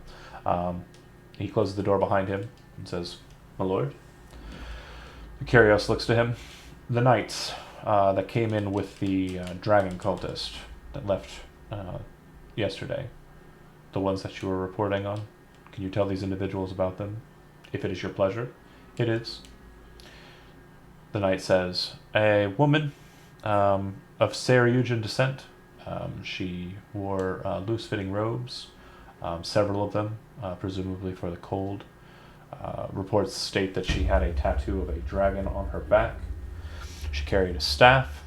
The knights that she traveled with were all identical in their armor state. They appeared to be wearing old Ludosian armor, heavy, full plate, shields, swords, and black capes. They are not members of the Azmuten that we were conflicting down south of Bansur. I hope this helps," Lucario says. The knight kind of nods his head. "Do you wish me to remain? I am done with you for now." The knight steps out, closes the door behind him. Who are the Azmuten? The Azmuten are a group of holy knights who apparently have aligned themselves with our enemies. I do not know for why, but from what I understand, they are either based somewhere in the low portion of the Howling Hills, inside of the foul bogs of the Dark Eye Woods, or they've made their home somewhere south of the Cloudy Lake. How many strong are they? He says a number, and it's the exact number that's on the map marker with the port.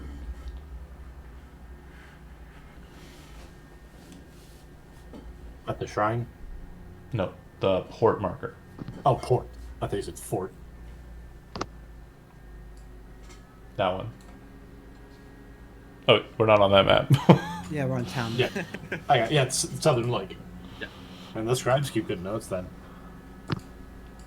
That or those are just lucky numbers. Like it's just retained. Wouldn't that be wild? It could also be the case that that's the maximum capacity for, living there. Shh, no. No, I like coincidences. It's Good funny. notes. Well, your information has served me greatly. Bluegate will be put to a state of readiness. You and yours. Is there anyone else that is traveling amongst you besides the ones that I see here? The hand of Mutus and his companion. The Hand of Mutus. Very interesting indeed. Quite the noble brigade. A saint, a holy swordsman, a sentinel of Uru, the Hand of Mutus and his compatriot, and also Zach. Nice. That's all I wanted. And the Tin Woodsman.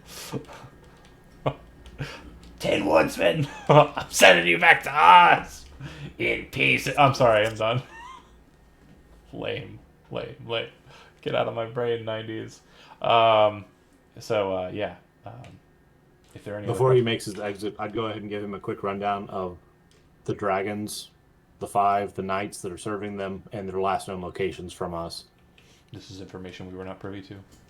We will keep an eye out for it. If do you tell him about the Goblin Town Yeah, they're cool people. and Mortis?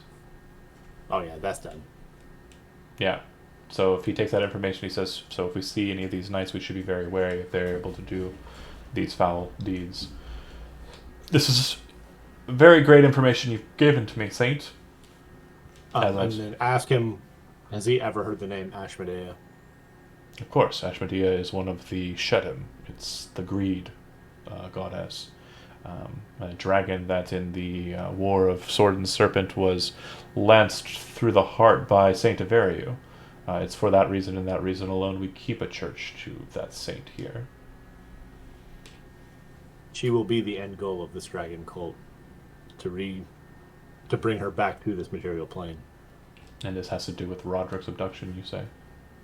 Yes. Should any more servants of this dragon cult, whatever they're calling themselves, pass through your town, I couldn't possibly make a recommendation to you. You make your own ideas, but It was under treat them more harshly than the scarves themselves. It was under advisement from my knights that we were planning on putting a kill on sight or detain on sight order for the Azmuten knights if they try to pass through Bluegate. Such an order will be placed for the dragon cultists, who up until now were not confirmed to be aligned with the Crimson Scarves.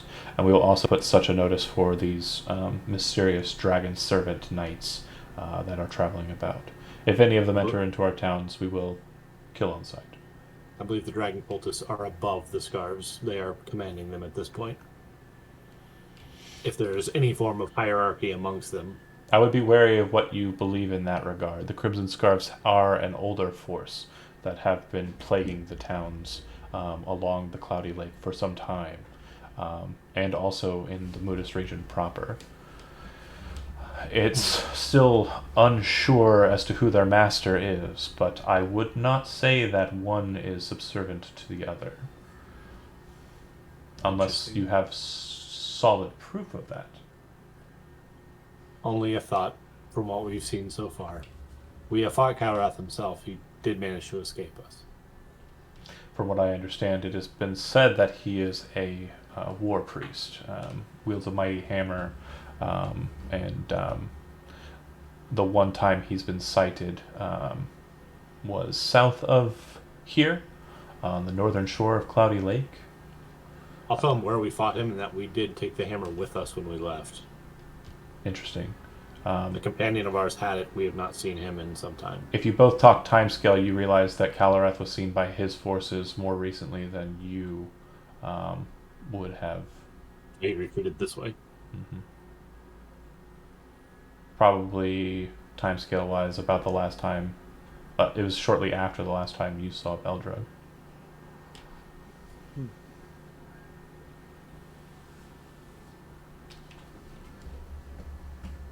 And a hammer. You said he does have the hammer still. Is Yeah. what they're reporting. Okay. Yep. That solves that. All right. Well, if that's all you got, and that's all I got, you part ways amicably. I'm certain after that you would try and kind of get an idea, gauge where Benson and Shambles are located, just to kind of Yeah, I just have a quick out of character question, John. shoot. If Roderick is the king in line for the Azerite throne, who is the current king that sits on that throne? What's his name? Sure. The current king of the Azerite throne is Deccan Gaius the 137th, and as you would note, a person who takes the throne takes the honorific title and name.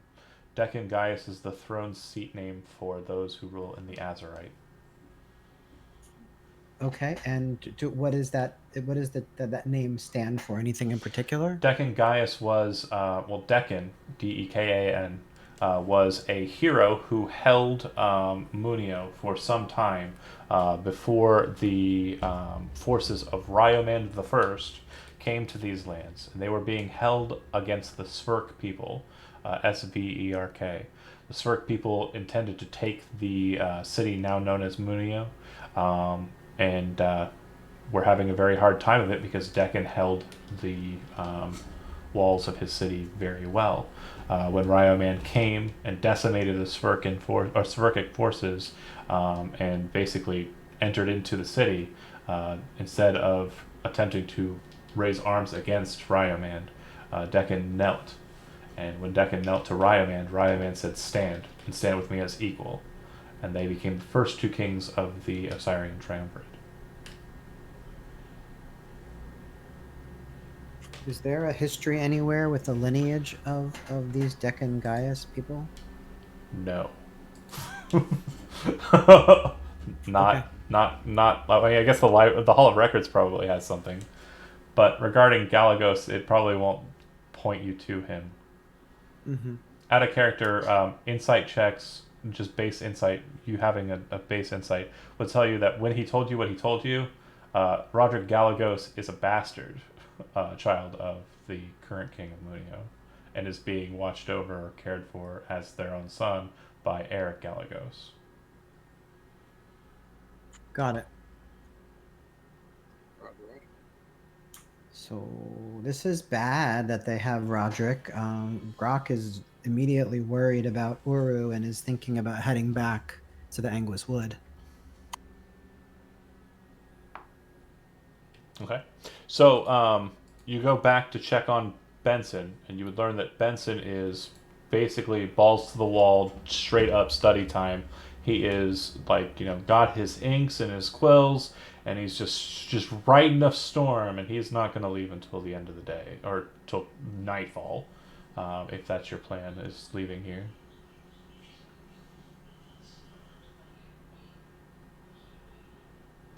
Said there was a librarian wanting to Yeah, you still have offer me assistance in research. Yeah, you still have free reign. What did you want to study? Sir,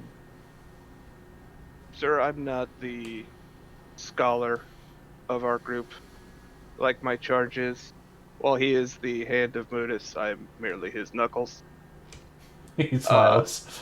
Any research or literature you would refer me to would be a waste of your time more than mine. But if I may pick your brain on one or two topics. Of course. Firstly, minor. I'll reach into my belt and, very calmly present the Chris dagger and explain that I recovered this from the tower in purple light, if you know anything about such artifact. Yes, well, this appears to be a sacrificial knife. Certain conglomerate mages would utilize these knives to perform dark rites. You said you found it in purple light. That Yes, sir. it really speaks ill towards what they were doing in that Magier's tower. That said, I know it's used to end the lives of innocents to empower vile magic. It'll go the other way now. Question 2, if I may. Mm-hmm. What would you know of, I believe it's Hazil, the Phoenix? It's not ringing any bells. I was afraid of that. And lastly, also doubtful, does the name Chrisinge Vester mean anything to you? Chrisinge. I've been told he was a champion of some arena in the capital. What was the last name? This may have been some years ago. Vester, as I've noted. Yes. Yes, I believe so. You said from the capital? As far as I know. Yes, I in my youth, I did spend some time in the capital during my studies to become a servant of a library or hall of arcana. I think I remember probably about 15 or so years ago, maybe 20, seeing a fight with an individual with the last name of Vester. He was um, he fought against a Murmio, and he fought Pugilistia. Okay, I get Pugilistia. What's Murmio? I'm sorry? A It's not a Murmio, character if you need to be. a Murmio is a you actually would recall it the second he says it. A Murmio is a Right. type of gladiator who uses shield, spear, and net. Okay, that's what I thought. Yeah, Like Myrmidon? yeah, and Okay. yeah. Well, Myrmidons are a little different, but Murmios are lighter armored, and then Myrmidons are heavier. Okay. And then in this campaign setting in Osiria, Murmios throw their shields, Captain America style, and some of them have keen enough skill that they can recall them after throwing them. That's awesome. I have to look into that. You're like, that sounds dope. It does. Well, I don't like shields, but Fair even enough. still, I like throwing stuff. Usually I have to dash over and pick it up and then run back and throw it again. I believe, if I recall correctly, he was under the titles of House. And he kind of stops for a second. He was one of the he was one of the high honored members of the gladiator um, houses there, and the person he fought against was attempting to gain access to that house. Um, it was Vester's choice whether or not the Murmio entered into their house, and I believe he did. Yeah, he was a champ. Vester was a champion for some time in Osiria. Not said. If that's all you know, I thank you for it. Not a problem. I think we have some books regarding the records of his complex, and I think there's also some books regarding his specific lineage. Most gladiator records are kept pretty well, and the Hall of Arcana has need of those records.